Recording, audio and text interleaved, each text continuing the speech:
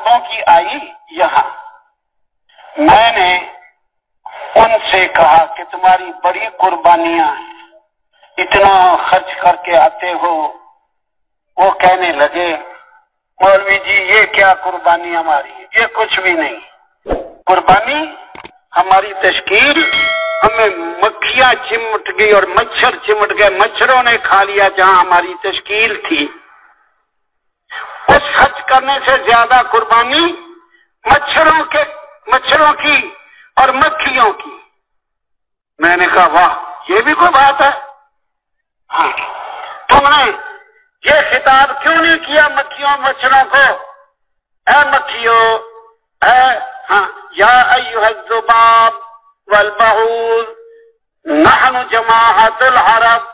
ऐ मक्खियों, ऐ मच्छरों, हम अरब लोग हैं।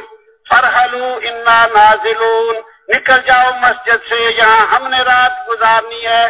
जिसे हम देखेंगे उसे मार देंगे। तुम्हारे बाप दादा ने दरिंदों, शेरों, चीतों को खिताब करके भगा डाला, तो मक्खियों को नहीं भगा सके, मच्छरों को? पहले तो वो हंसे, फिर एक अरब कहने लगा अगर हम ये ऐलान कर देते तो जो अंदर की मक्खियां थी, इन्होंने मच्छरों ने बाहर नहीं जाना था, बाहर वालों ने ऐलान सुन के उन्होंने भी आ जाना था हमें खाने के लिए।